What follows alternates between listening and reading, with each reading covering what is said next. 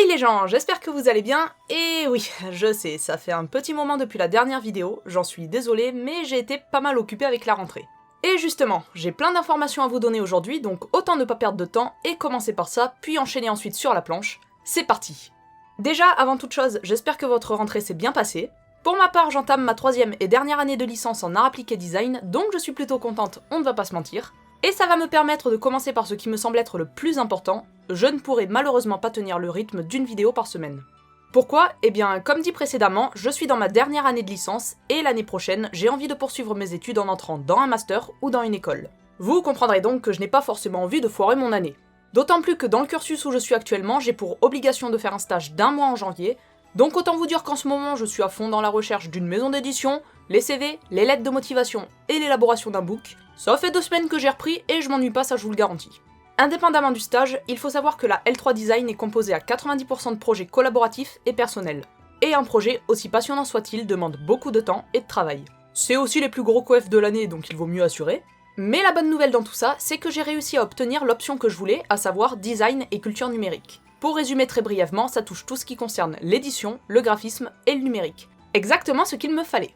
Au premier semestre, on a un sujet imposé qui est de réaliser une bibliothèque collective réunissant des éditions écrites en web-to-print, et au second semestre, c'est un projet personnel en lien avec notre option.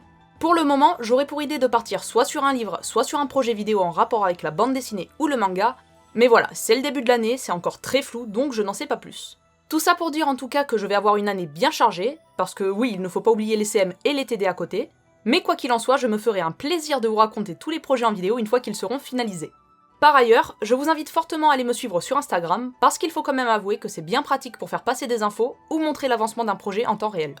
J'en ai terminé avec le rythme de publication de vidéos et les projets universitaires qui m'attendent cette année.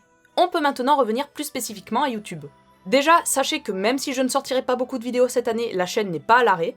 J'ai commencé il y a 6 mois il me semble, et même si je fais des trucs assez basiques, il faut être honnête, moi ça me plaît donc j'ai bien l'intention de continuer. Dans l'idéal, j'aimerais faire un peu moins de gaming et plus de facecam, comme les activités manuelles, raconter des histoires ou faire des vlogs. Après, on va quand même essayer de finir Resident Evil Village. On l'a commencé ensemble, alors autant le finir ensemble. Surtout que je n'ai pas rallumé le jeu depuis la dernière vidéo, faudrait vraiment que je trouve le temps de m'y remettre. Et ah si, j'ai failli oublier. Vous vous souvenez du roman historique que j'avais brièvement introduit dans ma vidéo de présentation ? Il se pourrait bien que j'en parle plus en détail d'ici la fin de l'année. Ok, je crois que j'ai fait le tour de toutes les informations importantes que je devais vous dire. Ça m'embête un peu de devoir réduire le nombre de vidéos que je pourrais faire cette année, mais bon, malheureusement, étant étudiante, je n'ai pas le choix. Et de toute façon, je préfère sortir une bonne vidéo de temps en temps plutôt qu'un truc fait à l'arrache toutes les semaines.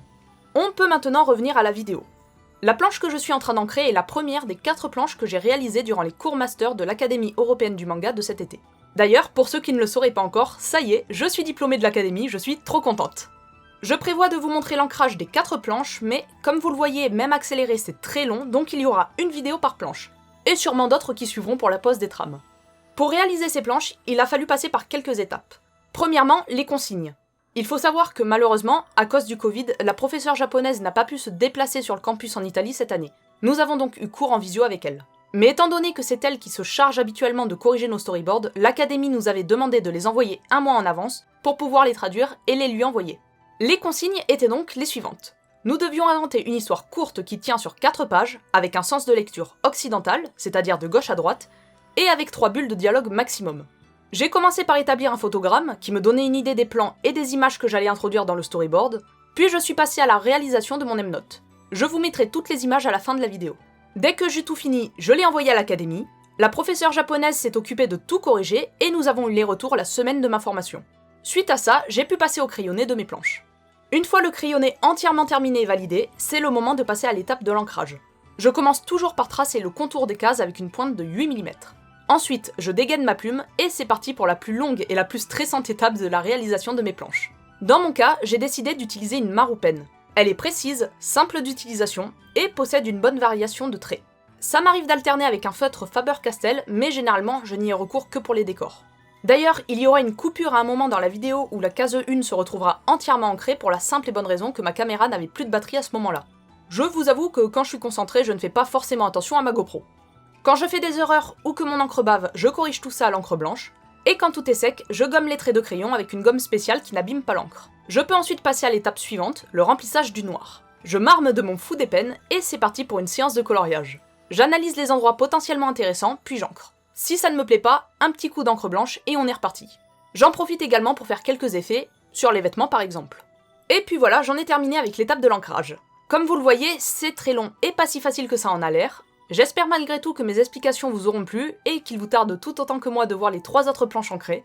Sur ce, je vous laisse terminer de visionner la vidéo, passez une bonne journée et moi je vous dis à très bientôt pour de nouvelles vidéos. Ciao!